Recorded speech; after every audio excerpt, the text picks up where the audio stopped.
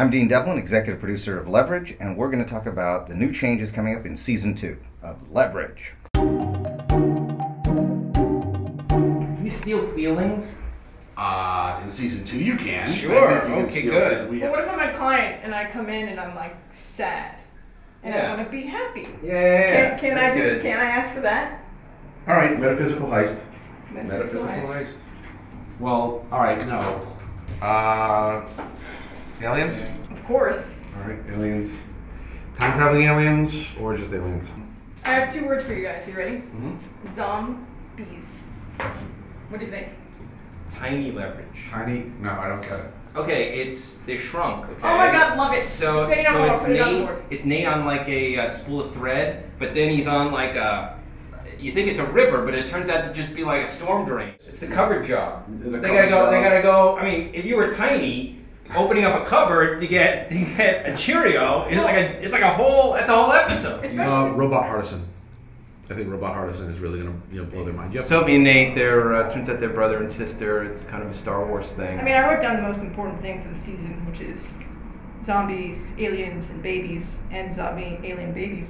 And we have this whole working special effects department, and we realized that we weren't taking advantage of them as much as we should have. So like I wrote, Eliot fights a bear, and this is the bear. But I mean, we're gonna have him fight it. It's gonna be like this. Like this is Eliot. It's gonna fight him. It's gonna just fight him. His head comes off like that, and then they're gonna do it. They're gonna make it awesome. So you've heard we've had more discussions also too with the writers about this season. We'd like to have Eliot fighting a grizzly bear.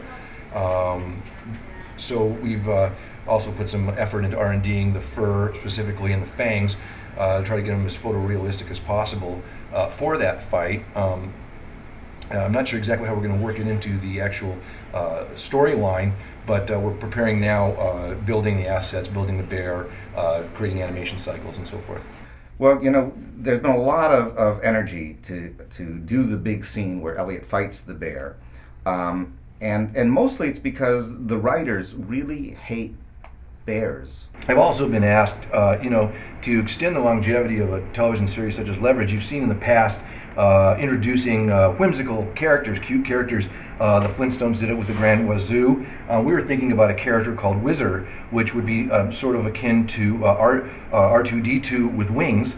They would kind of come and go and give the crew little hints and maybe tips, or maybe could see the future and that kind of thing, and to help them solve some of this stuff and to set up the cons. My name's Ryan Mitchley. I'm going to be the voice of Whizzer. Whizzer is going to be, I want him to be something kind of like a new age kind of hip, but also like kind of old and classical too. So it's going to be something like his little preview, like, hey there, Nate, it would be a lot of fun if we went over and we robbed those pharmaceutical execs.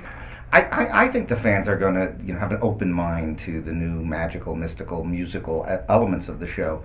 And when they see the tutus, it kind of just makes you forgive anything that just made you feel uncomfortable before. People should definitely come back for season 2 if you really, really love Leverage. It's not going to be that, but it's going to be better. So stay tuned this summer. Season 2 comes at you. And all of these changes that we've talked about, of course, aren't real.